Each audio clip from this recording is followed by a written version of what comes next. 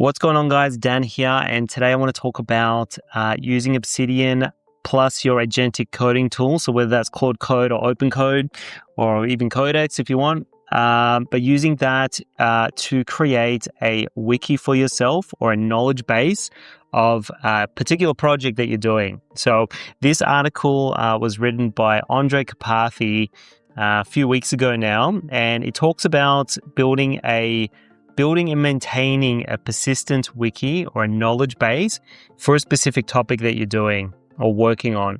And I've been using it and I absolutely love it. Honestly, it's very, very fun as a first principle. But the second thing is that it really allows you to arrange your ideas and kind of get all the concepts down on paper and visually very easy to kind of walk through. So this is just one that I've been doing about different topics that I want to talk about or ideas that I have, mainly for like YouTube. But what you can see is that it actually helps you by connecting different ideas together. So if I'm talking about something like Open Code, when I highlight Open Code, it shows me all the different things that Open Code is related to. Or if it's agentic workflows, it shows me all the different topics that are linked to agentic workflows.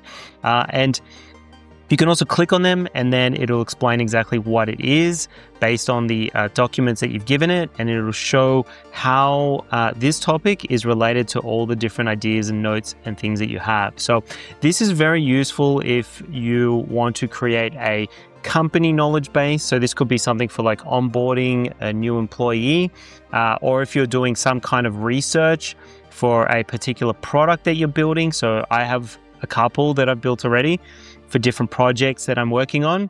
And it just really helps to organize your ideas. So the way that it works is that you have a folder here called raw, and inside there you just dump all of the different documents that you either find online or you produce yourself. And then you get your large language model, your agent, to build the wiki based on those documents, which are all the things that we see here. So these link back to the raw files if you want to view the raw files.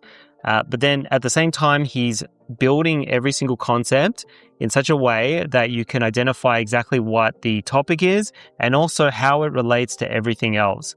So in this video, I'm going to show you how you can get it set up for yourself and you can use it for a project that you like. So I've already set it up myself and I have this GitHub repo which you can just clone and then run an install command and it'll be ready to go on your machine.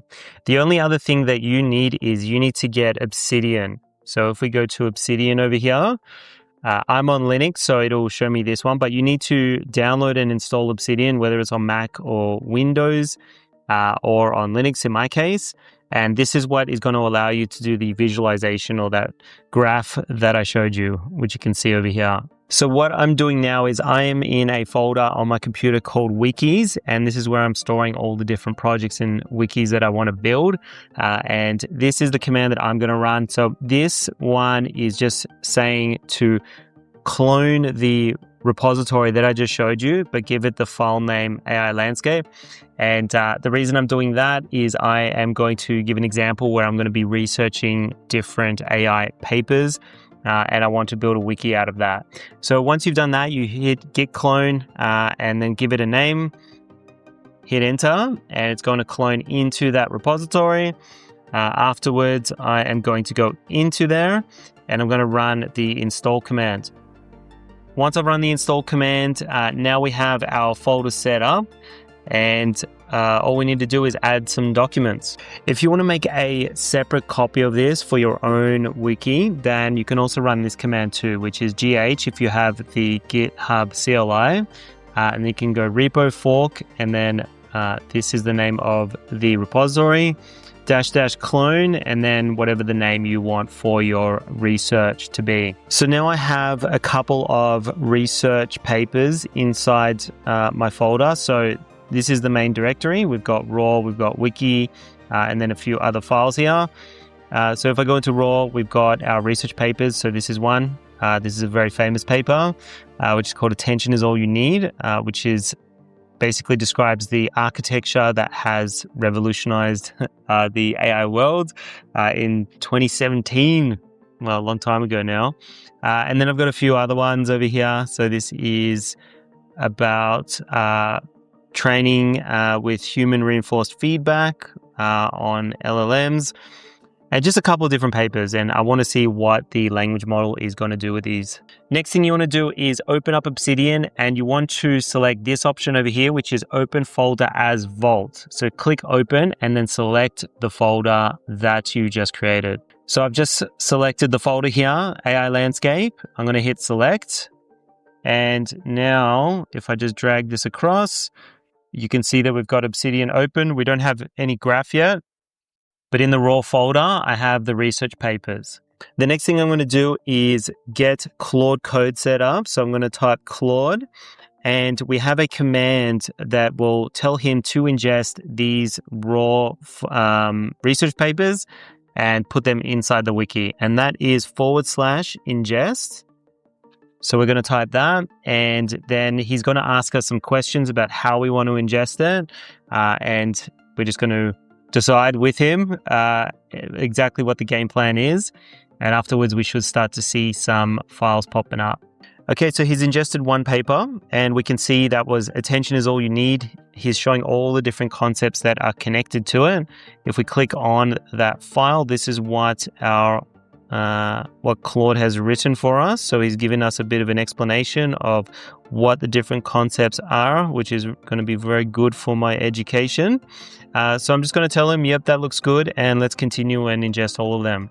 Okay, we have finished ingesting those papers, and there are a lot of topics that have been covered.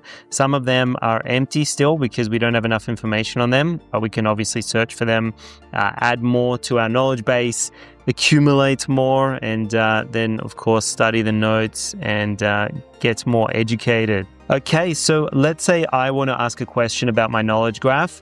What I can do is inside my Claude Code terminal, I can do /query, and then I can say something like, how does RLHF work? Can you give me a single paragraph summary? Hit enter, and what is going to happen is Claude Code is now going to search the knowledge base for that topic, and then he's going to give me an answer based on things that we have here. So this is an ever-expanding thing. When the knowledge base increases in size, you can use /query, and then he's going to search it, and he's going to come up with the answer based on the knowledge that you have here. So the last thing that you should know about this system is that because it's generated by an LLM, sometimes he can make mistakes. That's one thing. The second thing is that when he's building it, there might be some contradictions in certain places. There might be some orphaned nodes that aren't connected to anything. You might need to do some cleanup, basically, is what I'm trying to say. So in order to do cleanup, there's a command that is /lint. And if you run lint, it runs a health check, which will go through the graph, and it'll basically, your model will then tell you what the contradictions are, what the issues are, and then you can work with him in order to correct them and make sure that everything is logical, up to date, and makes sense in general. So when would I use something like this? I think it is really good for situations where you are trying to research a topic, or whether you're trying to organize company information in an easily accessible and readable way. I think this is a really good option. The place that I probably wouldn't use it, or I haven't thought of a really good solution for it right now, is with time-sensitive information, so like temporal style data. And what I mean by that is, for example, if you need to know exactly when a certain event happened, like when did the client cancel their subscription, something like that, I don't think this is a really good option. I think there are other kinds of, AI-styled knowledge bases that might work better. Like, for example, Graffiti is one that I would check out. But yeah, this one will work for more static knowledge that is accumulating rather than being time sensitive. If you do have a way of making this time sensitive, then please let me know, but there's probably better tools for the job for that. So that's all for this video. Feel free to clone the repository or fork it and get this set up for yourself. And if you have any questions or you have any issues that you need some help with, then there's going to be a link in the description where you can book a call with me and we can have a chat. But for now, thank you for watching, and I'll see you in the next one.